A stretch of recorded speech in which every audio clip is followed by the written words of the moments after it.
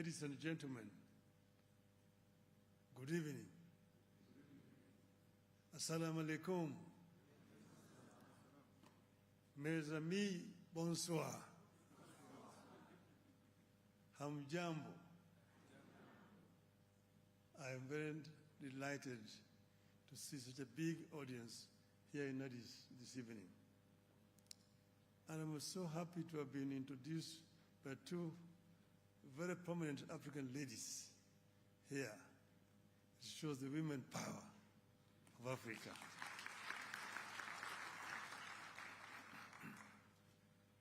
Allow me to begin by thanking all of you for making time out of your very busy schedules to come and listen to me and my vision for this great institution, the African Union Commission.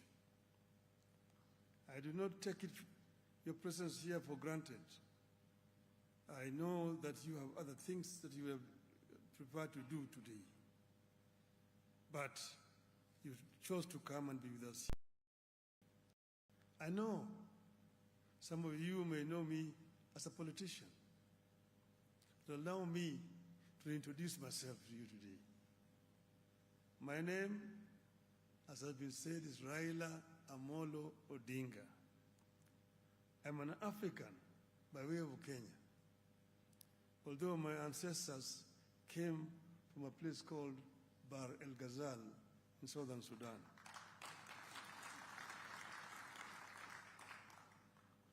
I am a mechanical engineer by training, a businessman, a former prime minister, a grandfather of 5, a father of 4, a husband of 1, that I know of, and a lifelong servant of Africa, but you may call me also Baba. Many of you have heard of me because of politics, which, as you know, can be a challenge.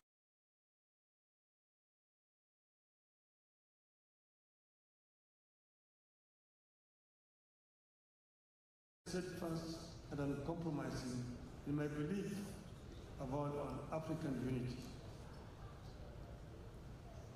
I was born into the spirit of Pan-Africanism as the son of a pioneering leader, Jaramogi Oginga Odinga, and under his tutelage and guidance, I was exposed to the rich tapestry of Africa of exceptional leaders. I have witnessed both the continent's greatest aspirations and its most challenging trials. I've experienced the vision and dedication of the founding fathers like Nnamdi Azikiwe, Kwame Nkrumah, Julius Nyerere, Ahmed Sékou Touré, Gamal Abdel Nasser, Ahmed Ben Bella, and recently, Nelson Mandela. I have also lived through the collapse of that grand vision and have had occasion to watch as the world rapidly transformed, while back at home, we are developing at a slower rate. Thankfully, the vision of the modern AU as we know it was brought back to life by Presidents Thabo Mbeki, Olusegun Obasanjo, Abdoulaye Wade, and Abdulaziz Bouteflika. We thank them for their contributions. Indeed, Africa has given all of us the tools to succeed, which is why I'm determined to give back to Africa. And we're meeting here today in Addis Ababa.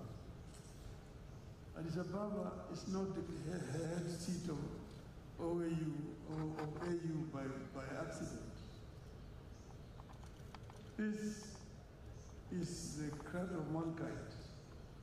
By contemporary knowledge of science, the oldest species of humanoids living around this region here, from Ethiopia down to Kenya. So here, you are back home. And they say that Adam was the first human being who was an African. So this is also the oldest country in terms of governance in the continent. It was the only country that was not colonized. So what you see here is not a relic of any kind of colonization. Apart from a brief invasion by Italians, this country has always ruled itself. When they came here, they found an institution that was much older and stronger than they left back home where they came from. So you must be proud that Africa actually is the mother of civilization. When Africans were struggling, Ethiopia offered support for liberation of Africa. And the liberation movement moved, and eventually colonialism was defeated. So there were centers, Accra, Cairo, Addis Ababa, Dar es Salaam. Those were the origins of African Organization of African Union.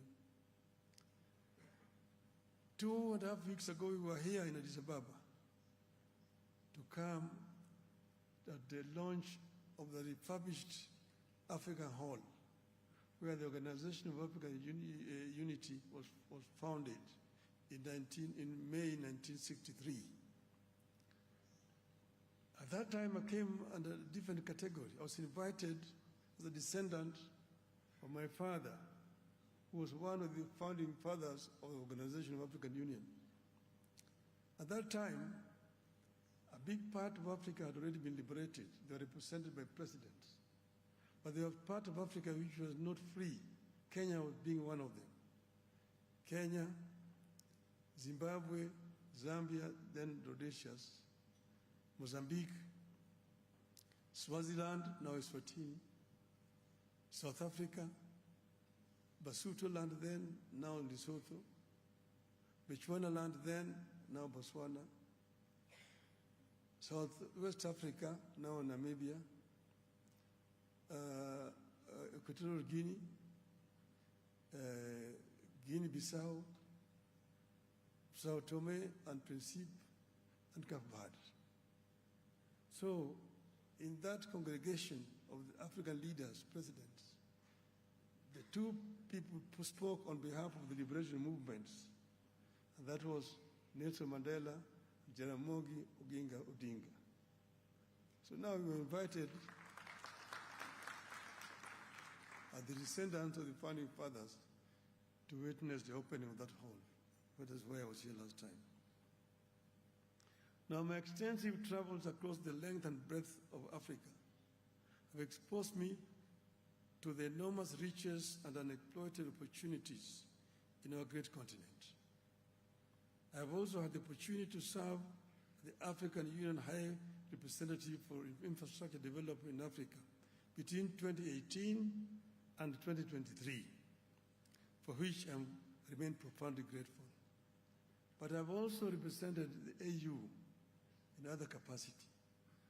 When Ivory Coast was in turmoil, the then chair of the AU, Mr. Jean Ping, approached me and asked me to be the African Union representative to mediate in the crisis in Ivory Coast.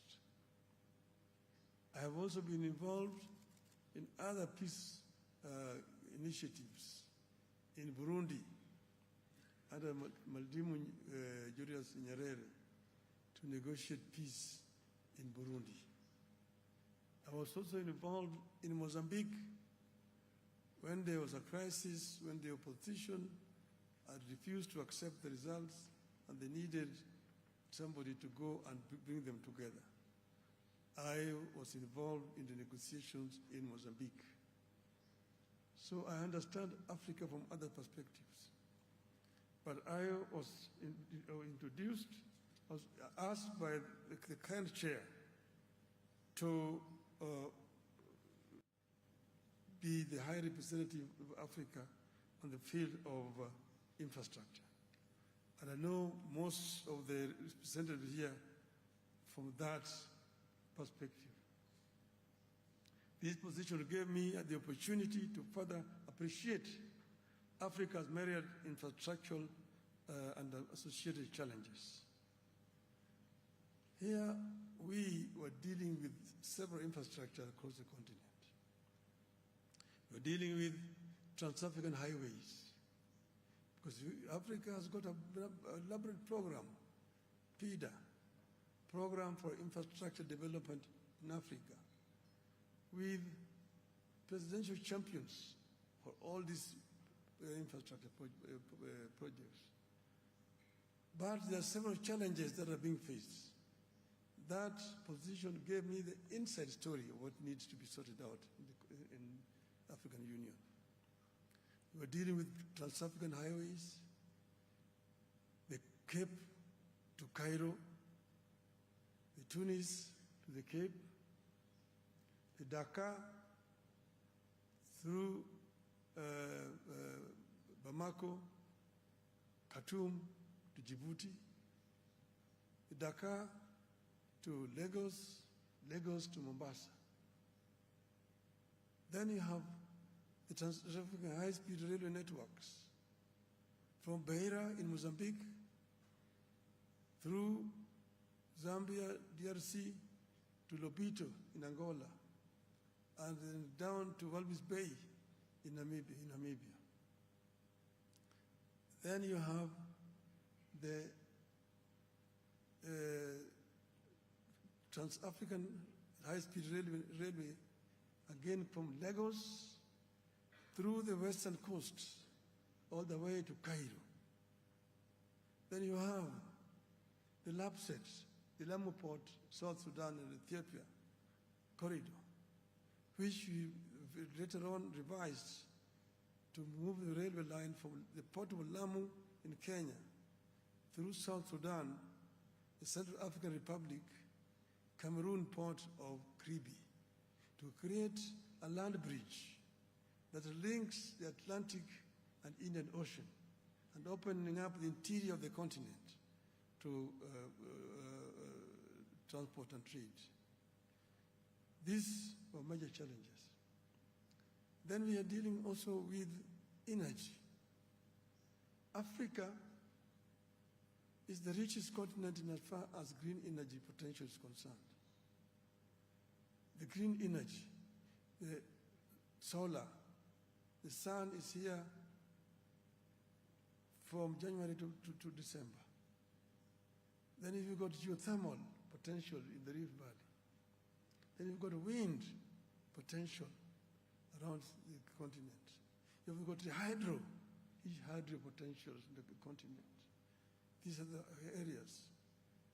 In the Inga Dam in Congo, you can generate over 100 gigawatts of power.